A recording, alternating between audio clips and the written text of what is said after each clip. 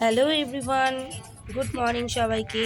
আমরা সকাল সকাল বেরিয়ে পড়েছি, গেছিলাম মামার বাড়িতে এবং সেখান থেকে আমরা ঠিক করলাম যে আমরা মানে ঘুরতে যাব। ঘুরতে যাব কোথায় না, মায়াপুরে। তা মায়াপুরে ভগবান দর্শন করতে আমরা যাচ্ছি। অনেক ইচ্ছে ছিল। শান্তিপুরে মামার বাড়ি থেকেও আমরা মায়াপুর যেতে পারিনি কয়েকবার, মানে যতবারই গেছি।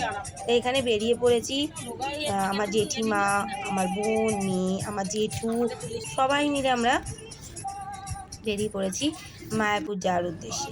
শান্তিপুরের রাস্তাগুলো এখন এত সুন্দর করেছেন সরকার, মানে কি বলবো, মানে আমরা গাড়ি করে যখন গেছিলাম আমাদের একটু অসুবিধা হয়নি। তারপরে ফাইনালি আমরা মায়াপুর পৌঁছে গেছি। তো এখানে দেখো দাদা আমার সোনাকে কোলে নিয়ে এগিয়ে যাচ্ছে। তারপরে আমরা চলে গেছি, যেহেতু 12টা বেজে গেছে তাই জন্য ভোগের ওখানে।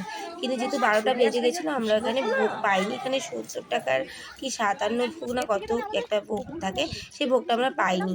তারপরে ভাবলাম যে ভগবান দর্শন করে নিই আগে। দেখো কি সুন্দর মন্দিরটা তৈরি হয়েছে, অপূর্ব লেগেছে, আমার দারুণ লেগেছে, কি বলবো আর। আর এখানে আমরা ভোগের এখানে আরেক জায়গায় 50 টাকা কুপনে ভোগ পেয়েছিলাম, সেখানে আমরা ভোগ খেয়ে আমরা বেরিয়ে পড়েছিলাম নবদ্বীপের উদ্দেশ্যে। তো এইখানে যে নবদ্বীপে আমরা গেছিলাম, এখানে গল্প আমি শুনেছি যে এরকম দুটি নদীর জলের কালার দুরকম, মানে এত সুন্দর, কি বলবো, ভগবানের কি লীলা, কি সৃষ্টি। আর ওদিকে আমার সোনাকে তো ওর বাবা কোলে নিয়ে রেখেছে। আর আমরা চলে গেছি নবদ্বীপে। নবদ্বীপে চলে গেছি মা লক্ষ্মীর মন্দিরে, সরি রাধা মন্দিরে। এবং রাধা মন্দিরে যাওয়ার পর সেখানে গুপ্ত বৃন্দাবন ছিল, এবং গুপ্ত বৃন্দাবনটি দেখো এত সুন্দর, কি বলবো, মানে ওখানে ভগবানের সমস্ত লীলা মানে দেখানো হয়েছে, দারুণ। আর আমার বৃন্দাবন যাওয়ার খুব ইচ্ছে, আমি জানি না, যেতে যদি বেঁচে থাকি নিশ্চয়ই একবার যাব দর্শন করতে। এইবারে এখানে দেখো ভগবানের সখীদের সঙ্গে সমস্ত কিছু যা যা লীলা করেছিলেন সমস্ত কিছু এখানে দেখানো হয়েছে। আর এখানে দেখো নাড়ুগোপাল, ছোট্ট নাড়ুগোপাল, আমি দোলনা দোলালাম আর কি, মানে একটা দড়ির মতন দেওয়া আছে দোলনা দোলানোর জন্য।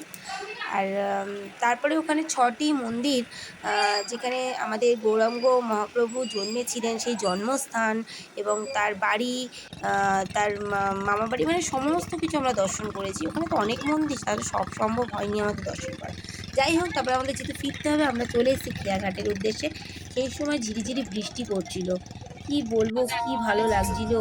আর তারপরে আমরা সব খেয়াঘাটে গিয়ে তারপর তো চলে এলাম, চলে এসে এবার গাড়ি করে চলে আসি বাড়ির উদ্দেশ্যে।